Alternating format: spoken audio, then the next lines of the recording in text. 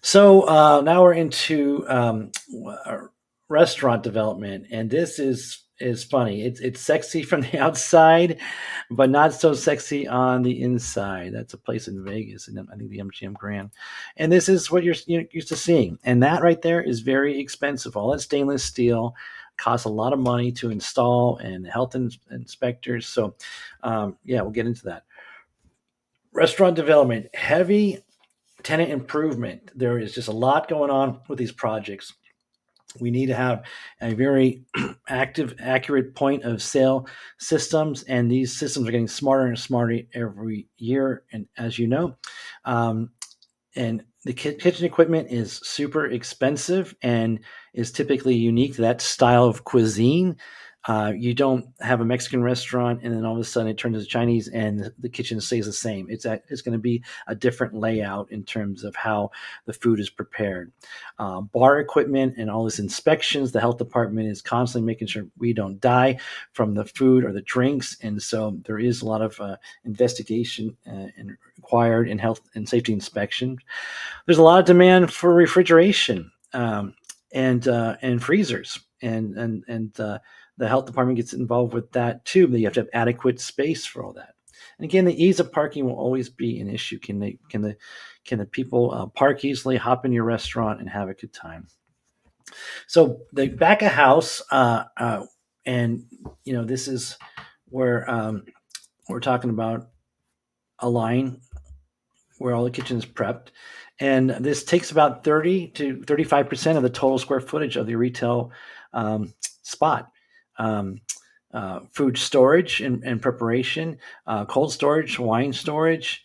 Um, all of this has to be taken in consideration. Locked alcohol storage control, uh, food prep areas, kitchen equipment, grease interceptors, and this is just they have to be inside of the floor of your establishment. Might even have a room for employee lounge so they can eat their meals. And this is an example of a POS system here. So these get more advanced every year. So I'm talking about restaurant operational costs, and I find this fascinating because 60% of restaurants close after only 1 year. A lot of people are really good at making food, but not running a business that makes food is a different animal. So for every $1 earned, 30% goes into labor, your staff, your management, your employees. Another 30% goes in the cost of food and drink, just the raw purchase of said. 10% for administration or general. 6% would go towards the rent of the facility.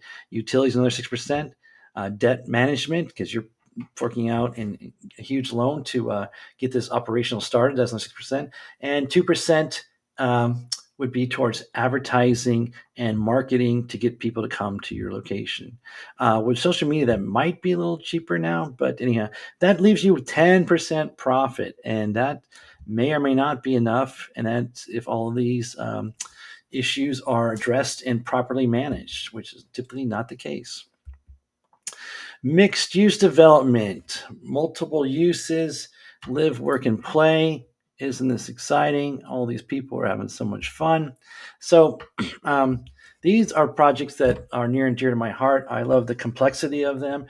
This graphic just shows a layered building with the parking below, and retail in the green, and then office orange above it, and then above we have our probably in this case it says it's a office, but it could easily be easily be apartments or condos as well. So stacked, you can see stacked vertical circulation elevators and stairwell corridors.